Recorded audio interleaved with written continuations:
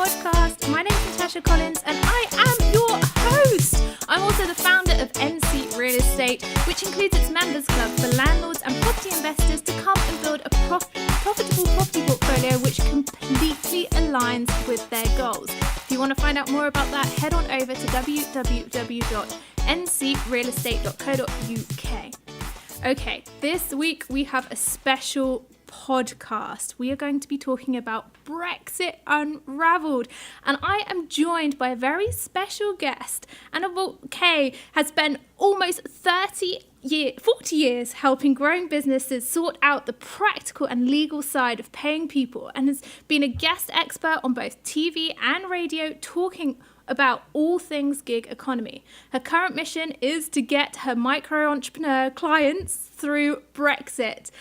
Hi, Annabel. How are you doing? Hi. And I don't know how I'm doing given all that's going on, but I'm bearing up.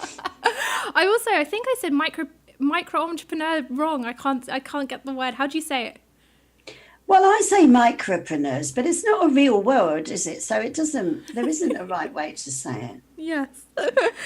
Thank you for coming onto the podcast. I really appreciate it. From my point of view, everything that I hear from coming out of the UK is just Brexit this, Brexit that. I phoned my parents in the UK, my sisters, and all you get in the background is TV saying Brexit's happening. Then over here we get all the comedy programs saying that people in the UK are buying these Brexit boxes which are full of powdered chicken korma. And I have been in the UK recently, and I was trying to keep up. And at the time of recording, we're a couple of days away from the 29th of March when we were meant to be leaving the EU.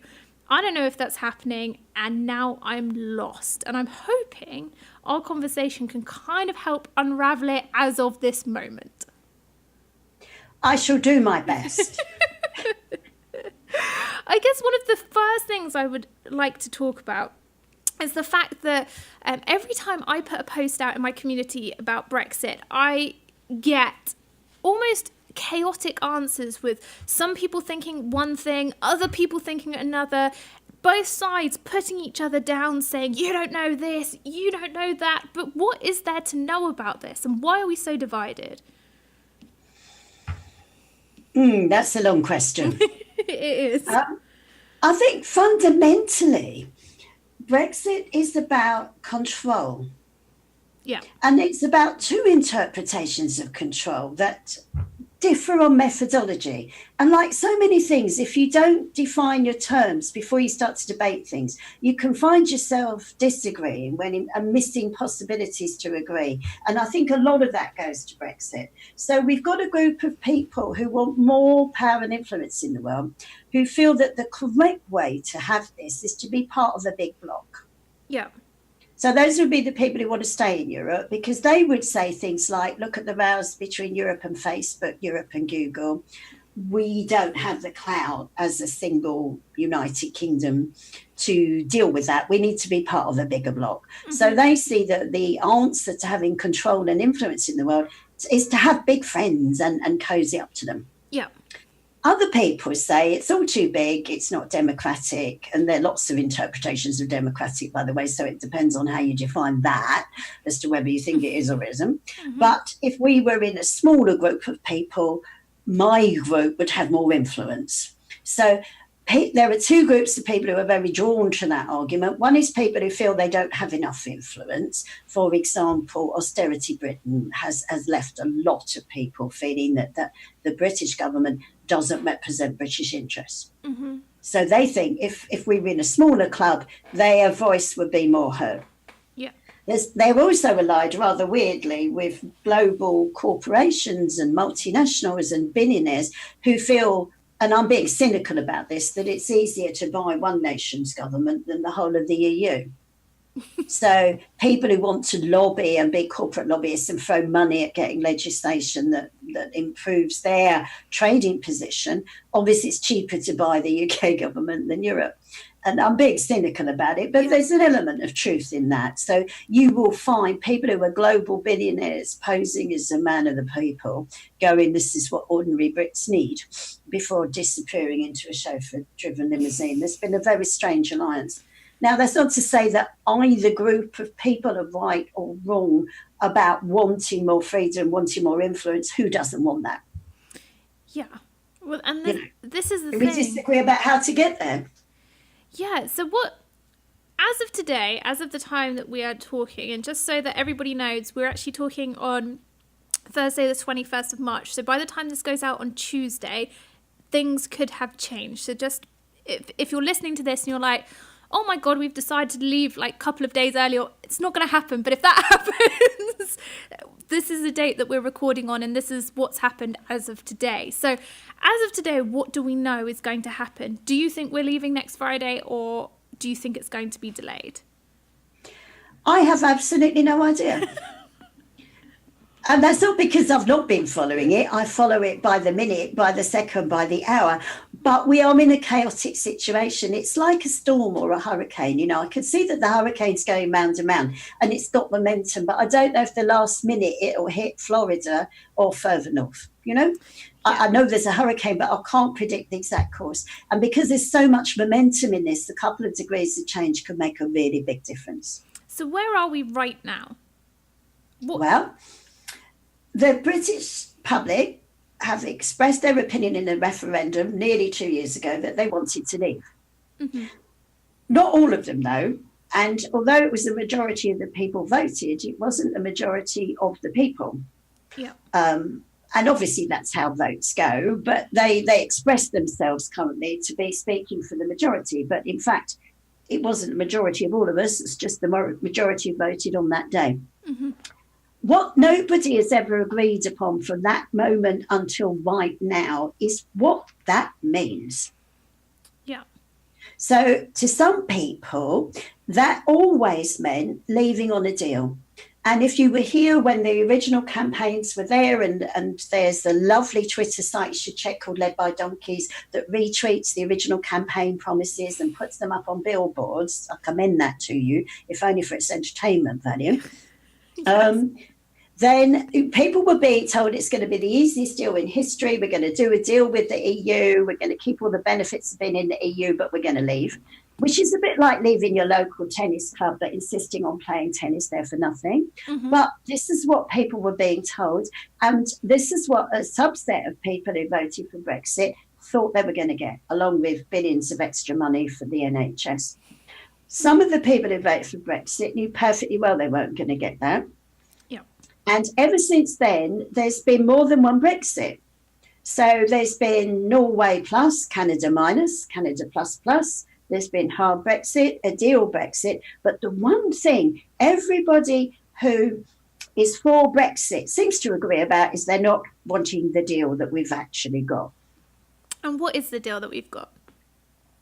Well, it's being in the, in effect, the customs union, at least for a while. Mm-hmm. It's shadowing EU laws. So in effect, we'll be bound by the laws, but we will no longer be able to elect MEPs and have some say in what they are.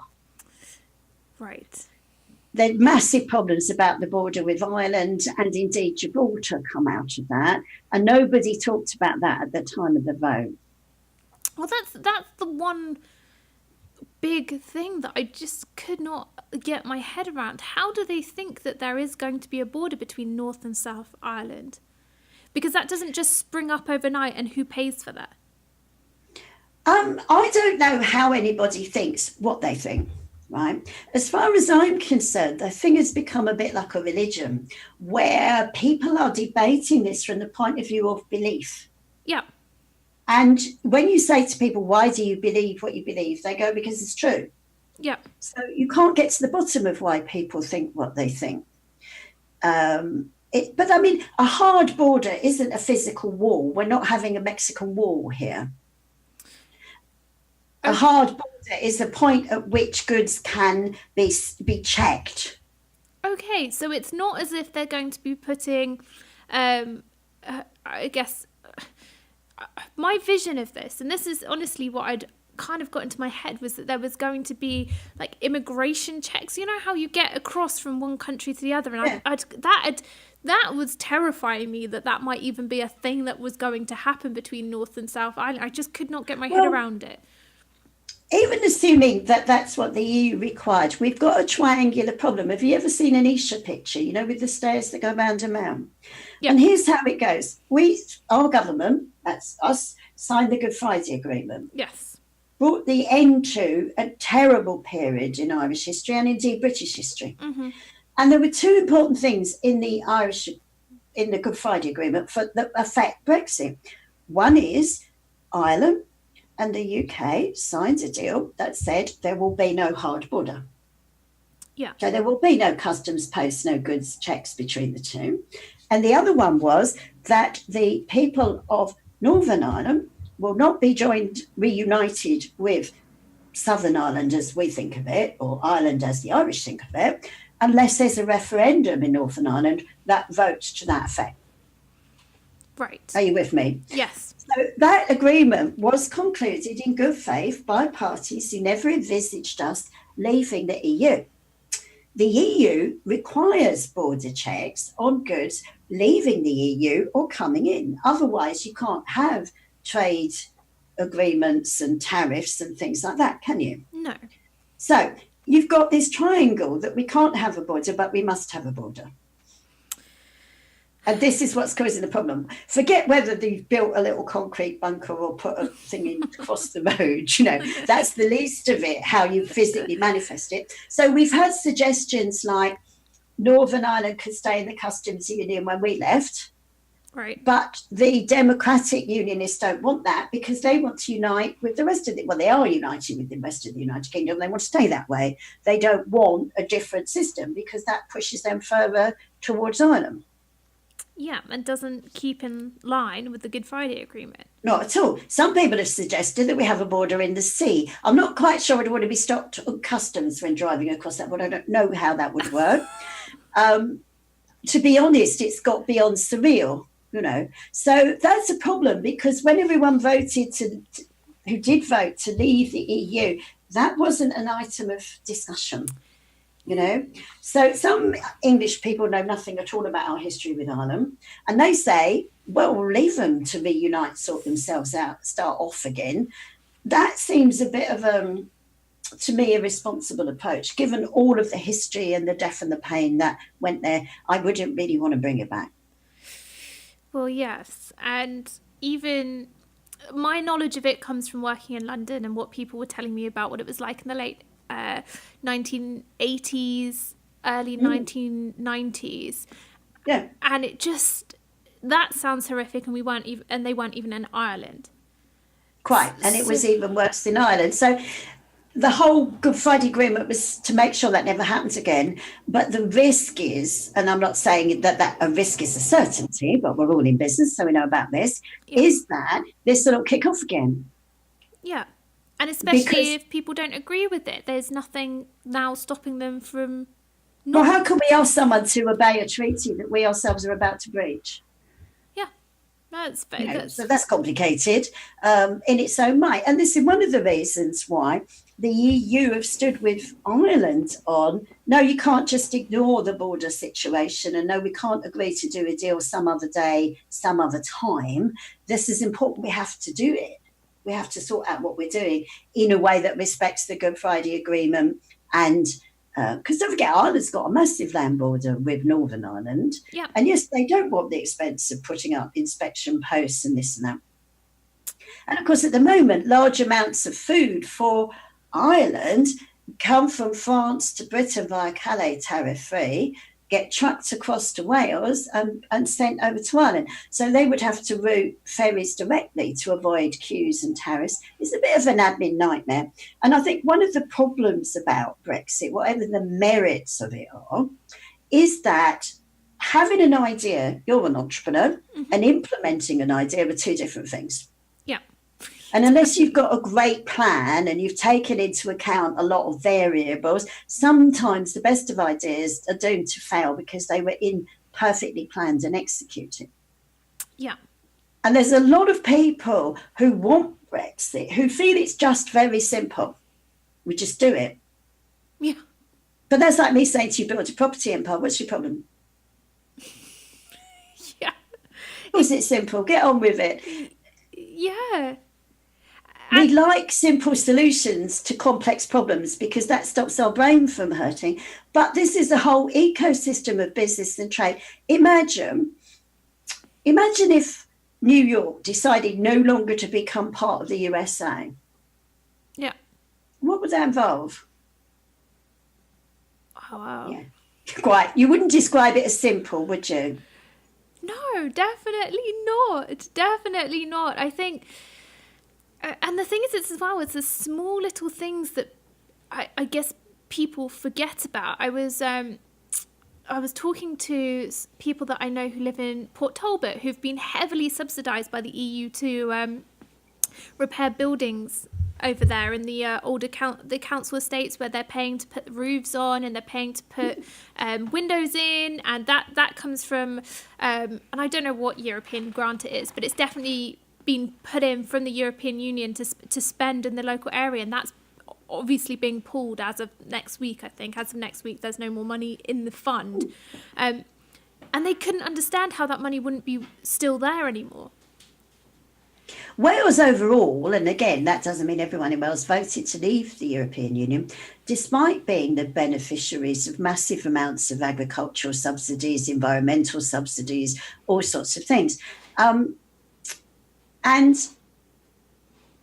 I think you'd have to, well, I've got friends who live in Wales who voted out, Yeah. So I think you can guess from the tone of how I'm trying to explain this, that wasn't me, Yeah. But when I've asked them, they did it as a smack on the nose to the UK government to pay attention to them.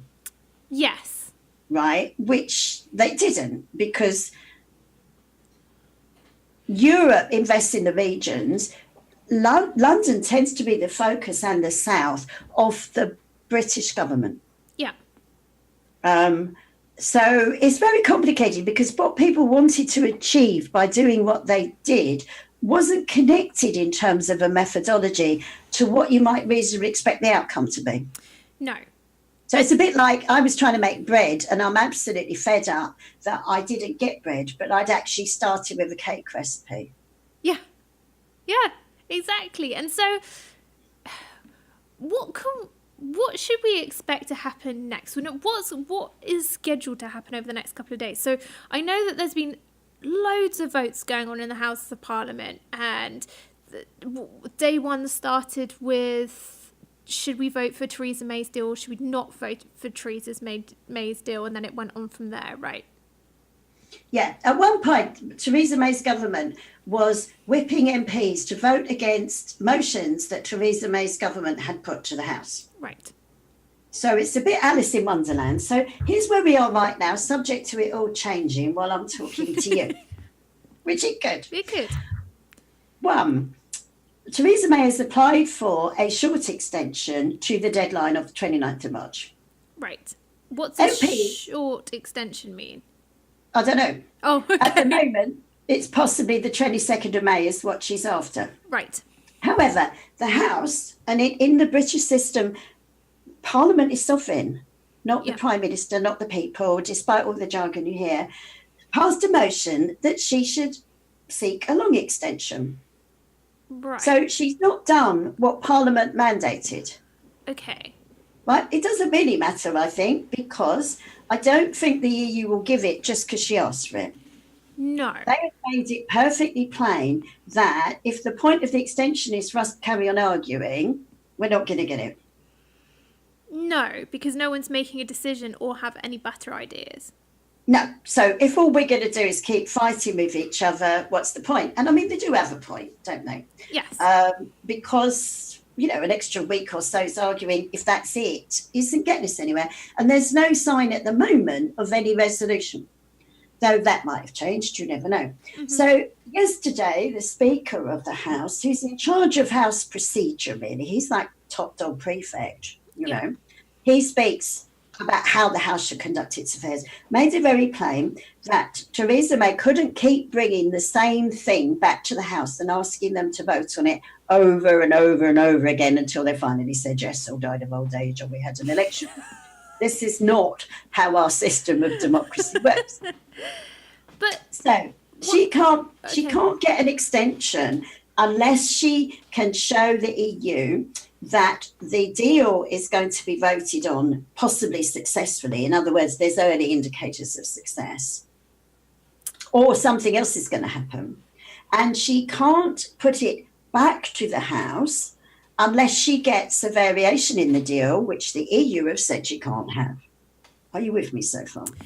Yes, because this has been the bit that has completely baffled me, and the fact that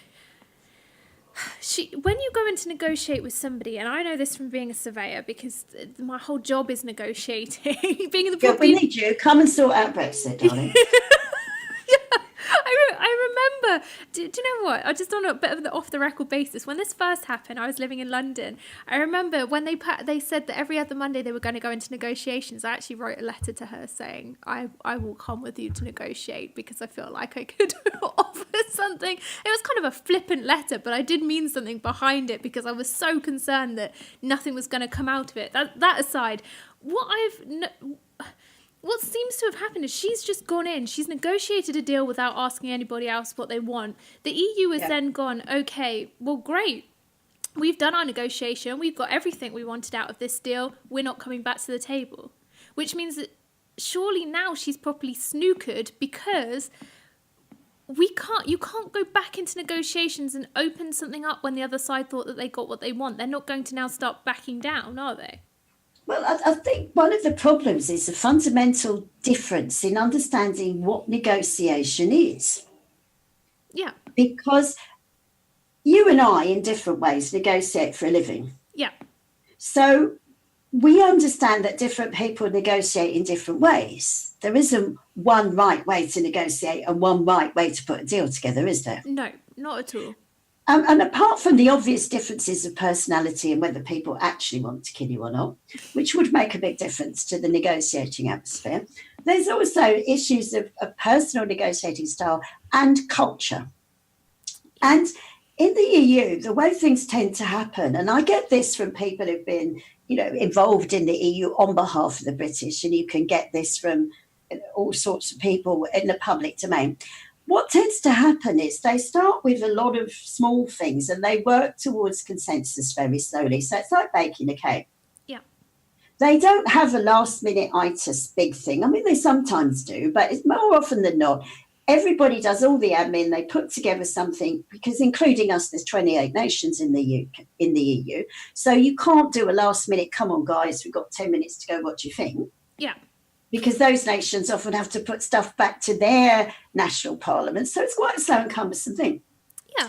The thing on our side seems to have been approached on the basis of drop-dead-itis. You know what I mean? They need us more than we need them. When they realise that there's not going to be a deal, at the very last minute, they're going to sort something out. This is a widely held belief on the part of people who are pro-Brexit, who think a hard deal threat is necessary to get a good deal. Yeah, but that for me seems madness because they're not going to come back to the table. No, well, nobody's coming back to the table. That has been said for months. This has been going on since December. And the EU have said they will not open the deal.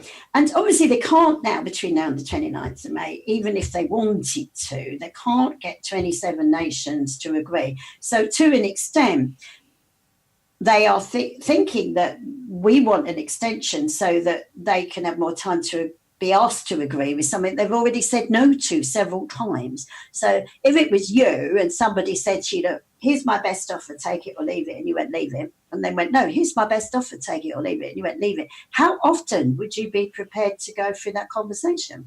You wouldn't.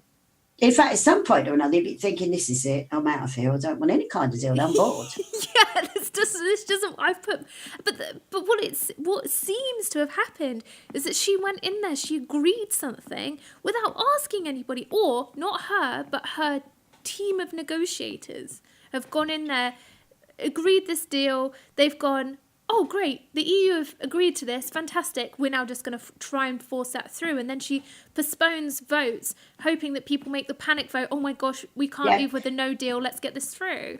So she's using this panic of, if you're going to fall off a cliff, I'll give you a ladder, so you can only fall halfway, is her kind of idea about it. And weirdly enough, for a British Prime Minister, it's my personal opinion that she's radically underestimated the British temperament.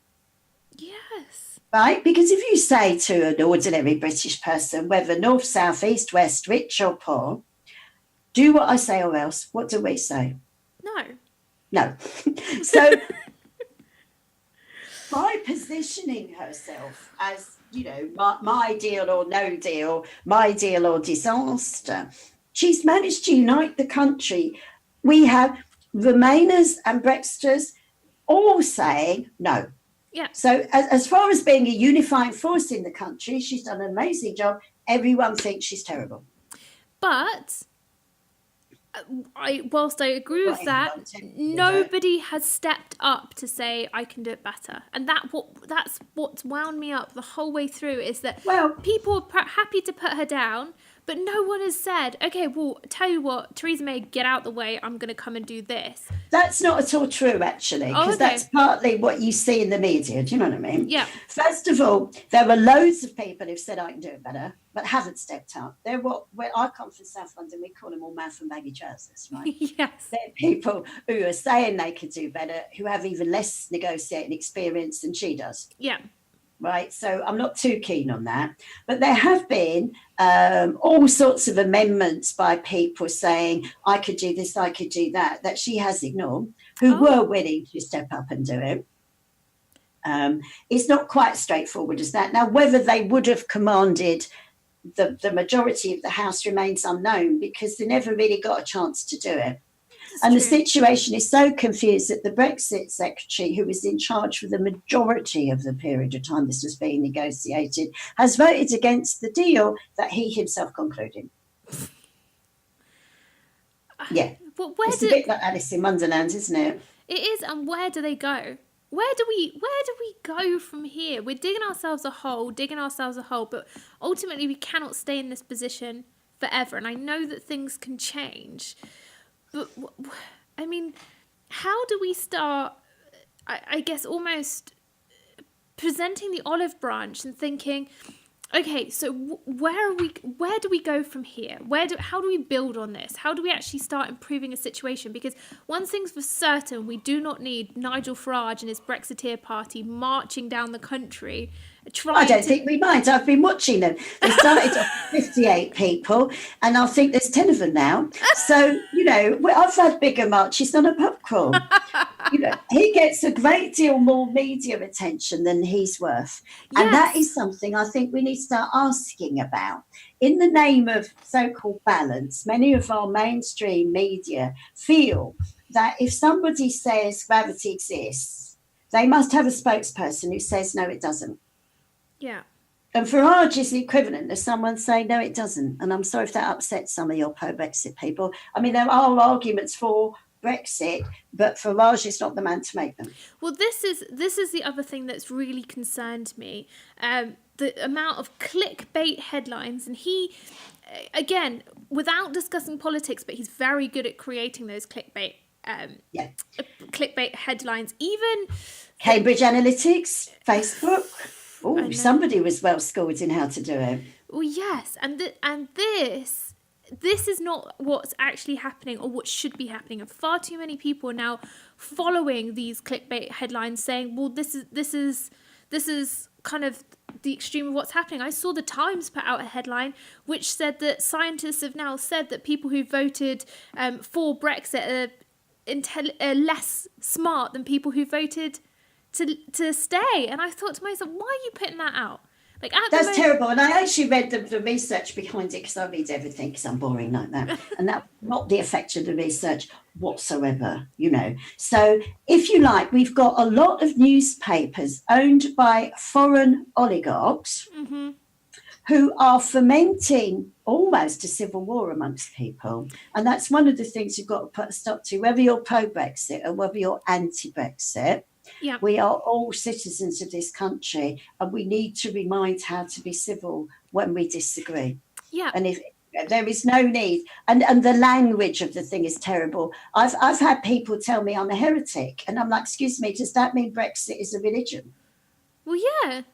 How can you be a heretic to a political point of view?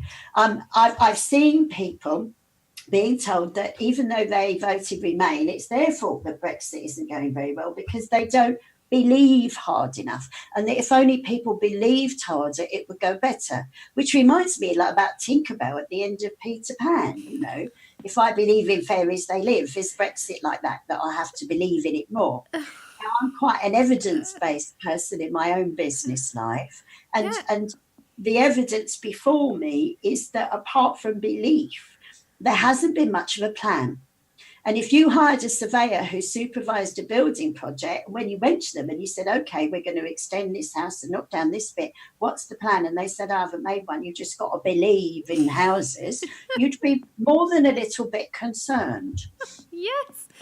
So where can we find the right information? Who, when you're following, I mean, and I know, I guess it's not a sweeping, this happens all the time, but going forward, taking a proactive approach to how we can now as a collective get involved and start really understanding what's going on. What do you recommend that we do? Well, that's difficult. I mean, I deliberately follow pro-Brexit and anti-Brexit Twitter streams. Right. I try to join pro-Brexit and anti-Brexit Facebook groups because I spend a lot of time on social media. Obviously, if you're busy building a property empire, you've probably got better things to do, you know. Mm-hmm. I try to get onto full facts and fact check organisations and check what I'm hearing. Yep. Because I would say a great deal of what I hear is opinions. And I'll give you an example. I was chatting to a guy on Facebook the other day, it's often am, and I said to him, you're pro-Brexit. What's your principal reason for being pro-Brexit? And he said, it's the Lisbon Treaty. I hate the Lisbon Treaty. I don't want it to be implemented. So it sounds a bit unfortunate. It's been enforced for several years, you know. What is it about it that you don't like? And I gave him a copy of it, a link to it. And I said, I'm really genuinely curious. Could you point me to which part of the Lisbon Treaty you object to and tell me how it affects you in a way that I can understand? And there was a big silence, and then he eventually came back and he said, no, there's nothing in there that I object to. It must be another Lisbon Treaty. And I said, well, there's only been one. Have you been told about increasing compulsory this, that, and the other one? Yes, I went, that's not in the Lisbon Treaty. And he said, well, it must be in another one. I'm going, no, it isn't. This is the problem. Now, I'm not saying you're not entitled to have an opinion on Brexit if you can't read the Lisbon Treaty. But if you're going to throw the whole country out of one economic system into another on the basis of something that's absolutely not true, something's going wrong with the way that we're conducting this debate. Yeah. Yeah. And I agree with you because, I mean, I've just had something pop up on my computer now. Hundreds of gagging orders in action over Brexit. I mean, what? Oh, darling, have they gagged me? Have I got to be quiet now? You're going to see that drop into your inbox. Really? No, shut up, Annabel. We've heard enough about you on Brexit. But do you know what? Like, everything that's happening is something to do with Brexit. And I think to myself, how do we now get out of this unscathed? Is there a possibility? I don't think we can get out of it unscathed. I think we're already scathed, come what may. Right. I think a number of things we've been burned by that you can't undo. It's like you can't unsay a harsh word, can you? No. I can't tell you how many times somebody's told me that. But one, we've already lost jobs, mostly in manufacturing sectors that involve complex supply chains. And that's not a myth. That's not project fear. That's project headcount, you know, really. And that's happened in the cities losing jobs. I can see Canary Wharf from where I'm sitting. Well, I could if there wasn't a big building in the way. We know what's happening with local rentals not being renewed as city work gets transferred elsewhere. It's not a like 1920 style recession, but it's definitely a downturn. And I know there'll be people in Newcastle going, we don't care what happens in London because you guys have got all the money, but we do get to pay our money out to all the regions to subsidise them because we've got all the money. And if we stop having all the money, that stops too. Yeah. So it's an issue. That's already happened. And the people have already moved, won't move back if we go, well, forget it, we were only kidding. Because they've signed leases in Frankfurt, in Dublin, whatever, for the next 5 or 10 years. And why would they trust us? Well, exactly. Similarly, you know, on a personal level, I went round Ireland last September, had a lovely time. And the one question everyone was asking me is, what are you doing? And I was like, don't ask me. You know, there's a lot of lack of confidence in British reliability. The phrase perfidious Albion comes up with, you know, you negotiated a deal that you yourselves are not prepared to be bound by. That's A, the Good Friday Agreement, B, the Brexit Withdrawal Agreement. How can we trust you? And trust is an issue in the world. Yeah. So we're going to have to rebuild a lot of trust with people, whatever we do. And that takes time and effort. And if you can't be a person of your word in the world, you know this, it has an effect, doesn't it? You may think it's smart to be a wheeler dealer and nickel and dime people, but it comes back to haunt you. Yeah. So that's the damage we've already had, even if it was all cancelled tomorrow. And so what do you think we can do today, talking right now? What can we do to prepare? Anything? Well, I've done a lot of things. I'm going to get 300 businesses to prepare for Brexit, really. And it depends what line of work you're in. And obviously, in property, which is what we're mostly focused on, it depends on the scale of your enterprise. Yeah. Because the chances are, if we hard Brexit next Friday, a lot of skilled building workers, plumbers, electricians who currently work here because they're part of the EU will not bother to apply for the right to work here. Right. Many of them won't get the right to work here anyway because the threshold is going to be earning £30,000 British pounds a year or more. Wow. And that's for an employed job. And a lot of them are freelance and self-employed, and there's no real provision for the solopreneur, the micropreneur, the tradesperson to get a work permit. We have investment visas where you have to put about $250,000 down and invest in the economy, and we have work permits. So it's going to cause a labour shortage if that's how it goes. Now, that's not necessarily going to be permanent, because don't forget, what we're arguing about is the withdrawal agreement. Yeah. And the whole plan was to have a withdrawal agreement followed by an agreement. Right. But obviously, if we can't agree on leaving, we can't agree on being best friends afterwards. No, and so we are going into a period of prolonged uncertainty, whether we Brexit with no deal next Friday or whether we Brexit with a deal, because the big deal is the one we've got to negotiate afterwards anyway. Wow. It's big. I'm sorry, did I make you feel miserable? Yes, It's a massive undertaking, and that's what I mean. Yeah. Whether you're for Brexit or whether you're against it, I think that the nation as a whole, who were for it, radically underestimate the scale of the undertaking. We will be negotiating with the EU for the next decade, come what may. Yeah. And in the short term, there are things, if we hard Brexit, that will be unresolved.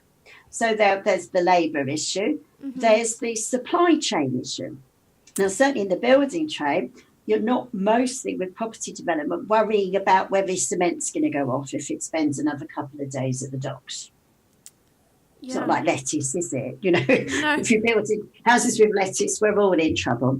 But there's the whole thing about World Trade Organization. Now, I've seen sort of people on demos chanting WTO as if it was the latest football team. And they seem to think that we should trade on World Trade Organization tariffs, and we will have to after next Friday if this is where we are. But this means that certain goods that currently come in zero rated attract tariffs. Yeah. So if you rely on an import chain to do your restorations, you're going to find increases in prices coming in because of tariffs. Yep. Now, some people are going to go, well, the government's announced that they're going to zero rate a lot of things. True, but that's mostly food. It's to keep the consumer side of things quiet, you know? Mm-hmm. They're not going to zero rate building supplies. And it is a breach of the World Trade Organization rules not to apply the default tariffs unless you've negotiated agreements with other people. And so far, I think we've got Fiji, which is very encouraging. Okay.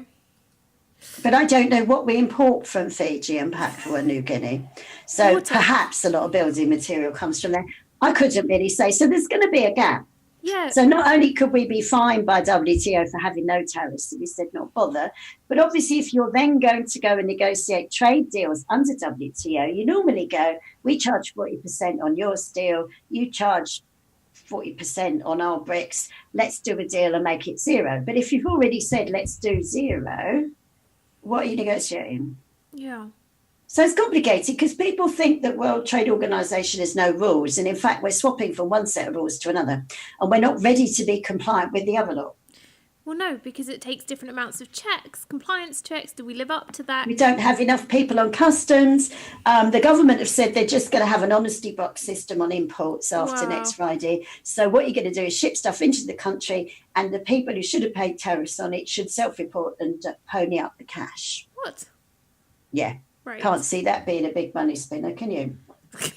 You just ask them to walk down to the Houses of Parliament too and drop the cash in the box. Yeah, it's a bit like that. It's supposed to be electronic, but that'd be good. But the electronic system for the honesty box hasn't actually been created yet. Wow. And our government doesn't have a great track record on software delivery, does it?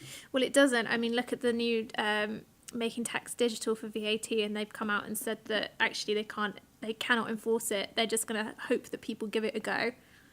Yeah, and it's coming in on the 1st of April. There's a lot of stuff happening on April Fool's Day this year, which, and effectively Brexit's April Fool's, because there's only a couple of days in it, isn't it? It's all a bit like, okay, is this the March Madness or what's going on? So there were practical difficulties, even if we have sunlit uplands in the future. And obviously when it comes to work permits and freedom of movement, although lots of people don't want foreigners working in the UK, lots of people rely on foreigners working in the UK. Yeah. Oddly enough, some of those people are the same people. Yeah. Yes. Right? So you've got people going, there shouldn't be any more, they shouldn't get work permits, control our borders. And then you talk to them and they say, well, I didn't mean no one should come in. I just mean we should say yes or no. They don't like the entitled to come. I mean, that's the bit that I've found mad. That was the reason my mum voted to leave the EU. Yeah. That was the one thing where I thought, we've actually got a really good workforce from outside the EU, and quite frankly, they don't do any harm. It's not like they come over here and don't pay tax or anything. They pay a lot of tax. Yeah. And they actually contribute more tax usually than the locals in terms of profit and loss, because we didn't pay to educate or train them. We just get an earner coming in. Yeah. And then when they get old and fail, they go back to where they came from, is mostly what people do. And also we have exported a lot of our old frail people to Spain, who were a massive drain on the NHS if they all come back. And of course, I work with a Spanish network of business women, and we're doing a webinar about that next week. A significant number of them will have to, if this is the way it goes, because they won't be able to get medical insurance, and that will be a condition of staying. Wow. So we'll get a lot of old people back who needs a lot of medical care, and we'll lose a lot of young people who work in the NHS and pay a lot of tax in order to save the NHS. Mm-hmm. I'm sorry, I'm not really much of a project manager, but I can see there are some obvious short-term problems in that. Yeah. And even Rees-Mogg is one of the biggest protagonists of Brexit, is saying now it might take 50 years to see the benefit. Wow. Now, that's beyond my life expectancy, unless the NHS gets really, really good on the scale it never has been. But it's also beyond my children's life expectancy. Well, that's it. Generation. So we're talking about possibly my grandchildren, as yet unborn, might see an upside to this. It's certainly a long-scale project, but if you had a development project, to do a massive project, and you thought it would take 50 years to really pay off, wouldn't you have a few plans for between now and 50 years? Yeah, you wouldn't just go, well, it'll be all right in 50 years, let's sort of suck it and see. And it's that aspect of Brexit that concerns me most. So just to finish up, because we've been talking about this for a little while, what can we do between now and next Friday to keep as informed as possible? What do you reckon? Do you know, I'm not sure being as informed as possible really helps. Really? Okay. Right? Because it won't change. Well, just being informed doesn't change anything. You know, I'd be looking at my business to see how reliant it is on goods and services provided by Europeans and think, if that all stops, where am I? Mm-hmm. Some people are going so far as to buy extra food because they're not at all convinced that food supplies will hold up. Yeah. I personally think that I couldn't bear 6 weeks on baked beans. We'll have to find another way. You know, this is not tolerable. It depends on your appetite for panic and risk. Some people are saying it's going to be absolutely fine. All of this is just Project Fear, and they're not making any preparation at all. So it depends on what you believe will happen. But I think what a fair belief of what will happen will be, whether it's a good thing or a bad thing, it's going to be a difficult transition if it happens. Okay. But it could be A, delayed. Yeah. But I think the EU may, while we're speaking, have said not unless something happens. Mm-hmm. B, there might be a deal vote again if Parliament gets some reason to put it in again, but we haven't got that yet. But whether it will pass again or not, pass or fail again, I don't know. And then there is the movement, which of course has never gone away, to either have another referendum or revoke. Yeah. And if there was a decision to have another referendum, that might give the EU grounds to say yes to an extension. Okay. I think the reality is, if the population, knowing what they now know, votes for a hard Brexit, even the Remainers would go, okay, we give up. If that's what you want, we'll jump off a cliff. Because that is democracy. But the feeling of the Remainers, which is not the feeling of the Brexiters, by the way, is that people didn't know what they were voting for. No. But the Brexiters say they all did, but when you speak to them, they all voted for a different thing. Yeah, well, I think everybody was voting from a different perspective, whether you were wanting to leave or remain, don't you think? There was Well, I don't know if there were 9 reasons for remaining, you know, because I think most people who wanted to remain said it might not be perfect, but it's what we've got, and we can't see how to make it better by leaving. True. I don't think anyone voted to stay because they thought that the EU was the best thing ever and couldn't be on, you know.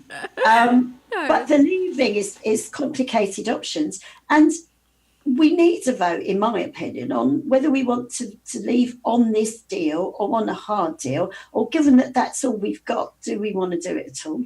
But people who are pro-Brexit would say the people have spoken and we've already told you what we want. But the truth is, we have seen a massive exercise in British won't power, and we actually still don't know what people want. No. That's true. Whether we'll find out by actually asking people is unknown. But I think if we do nothing at all, we will hard Brexit next Friday. You think? Well, that's the default. Parliament has passed the act when we gave the Article 50 notice, saying if nothing else happens, we'll leave. If there's no extension, we leave. If there's no deal, we leave. So if nothing happens, that's the gravity point in what's going forward. Wow. Okay. So in order for that not to happen, something else has to happen. And so I guess over the next couple of days, we'll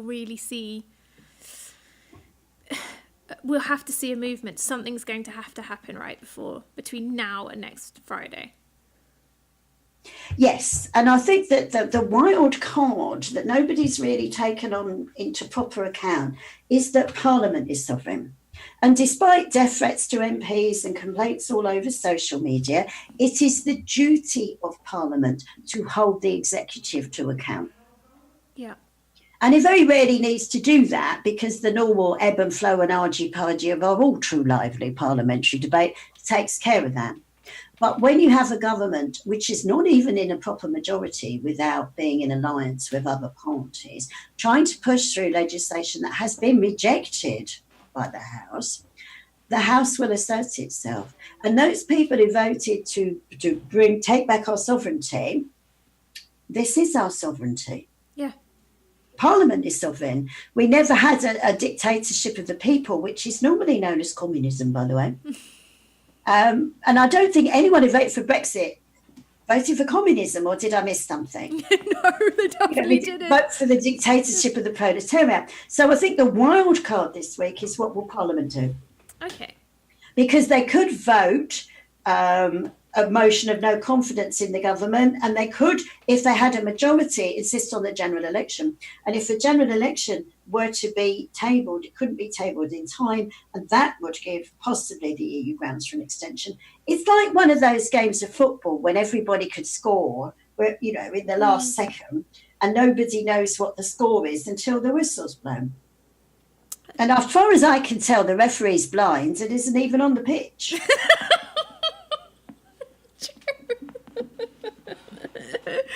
Well, we'll have to see what happens between now and the 29th of March, next Friday. But Annabel, can I ask, once we know everything, would you come back on and we'll have another conversation?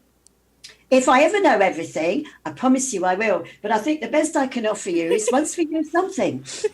Yes. Well, I'm going to wrap up this podcast here, but thank you, Annabel, for coming on and helping me understand it a bit more. And I hope that all of my listeners have understood it, but it's probably opened a huge can of worms for questions. So you know how to get in contact with me if you've got questions. It's natasha@ncrealestate.co.uk, or you can follow me on Instagram or Twitter, which is @NatashaCCollins. Annabel, you're on Twitter too, aren't you? I am, but if you hate me, don't bother. Yeah, that's a good point. You know, if you want to tweet me to tell me everything I've ever thought is a heresy, treason, whatever, it's been done, honey. Yeah, yeah, we're just constructive over here. We do want some harmony. I mean, I'm trying to get people to plan for this. I didn't ask for it, but it's a bit like an unexpected pregnancy, isn't it? The baby's coming. And it's a bit late to go and put this thing in me. You know, we've got to get on with it. We do have to get on with it. That's where we are. That's what business is. You know, politics is about what we should be getting on with. Business is about going, that's great, but what are we doing? Yeah. Yeah. And in the end, business is what pays for politics. So somehow we've got to get it done. But if you can find a nice, benevolent Russian oligarch to adopt me, I'm all ears. Well, on that note, let's wrap up. Thank you, Annabel, for coming and joining me today. It's been a pleasure. You're most welcome. Confucian or us over here. And thank you, everybody, for listening. Thank you for being a part of this podcast. And if you liked it, don't forget to subscribe. This comes to you every single Tuesday at 7 a.m. UK time. Thank you for joining us this week. I will catch up with you again